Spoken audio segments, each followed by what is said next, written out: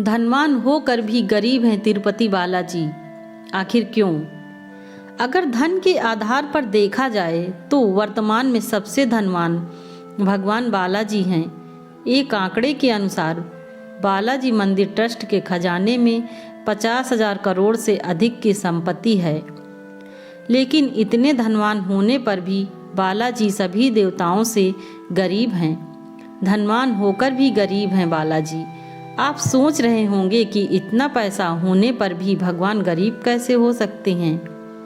और दूसरा सवाल यह भी आपके मन में उठ सकता है कि जो सबकी मनोकामनाएं पूरी करते हैं वह स्वयं कैसे गरीब हो सकते हैं। लेकिन तिरुपति बालाजी के बारे में एक प्राचीन एवं सुंदर सी कथा है, जिसके अनुसार बालाजी कलयुग के अंत तक कर्ज में रहेंगे।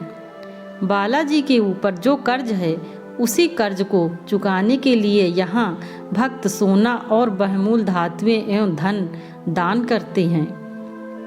शास्त्रों के अनुसार कर्ज में डूबे होने पर कितना भी धन हो वह गरीब ही होता है। इस नियम के अनुसार यह माना जाता है कि धनवान होकर भी गरीब हैं बालाजी। तो आइए जानते हैं कि आखिर कर्ज में क्यों डूबे तिरुपति बालाजी।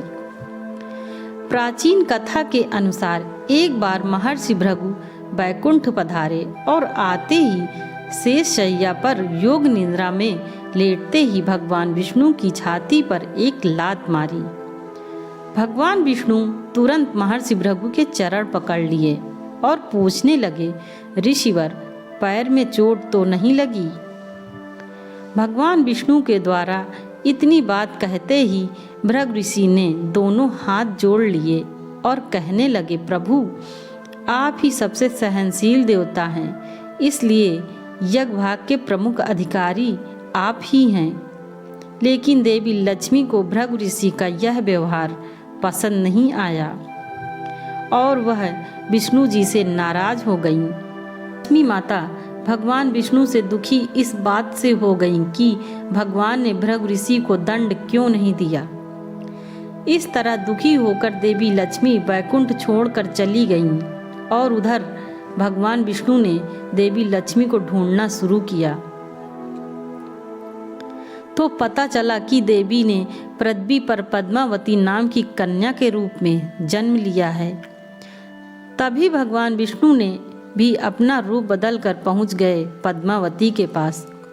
भगवान विष्णु ने पद्मावती के सामने विवाह का प्रस्ताव रखा, जिसे देवी ने स्वीकार किया। लेकिन प्रश्न सामने यह आया कि विवाह के लिए धन कहाँ से आए। भगवान विष्णु समस्या का समाधान निकालने के लिए भगवान शिव और ब्रह्मा जी को साक्षी रखकर कुबेर जी से काफ़ी धन कर्ज लिया। इस कर्ज से भगवान विष्णु के वेंकटेश रूप और देवी लक्ष्मी के अंश पद्मावती ने विवाह किया। कुबेर से कर्ज लेते समय भगवान विष्णु ने वचन दिया था कि कलयुग के अंत तक वह अपना सारा कर्ज चुका देंगे। कर्ज समाप्त होने तक वह सूद चुकाते रहेंगे। भगवान के कर्ज में डूबे होने की इस मान्यता के कारण बड़ी मात्रा में भक्त धन भेंट करते हैं ताकि भगवान कर्ज मुक्त हो जाएं।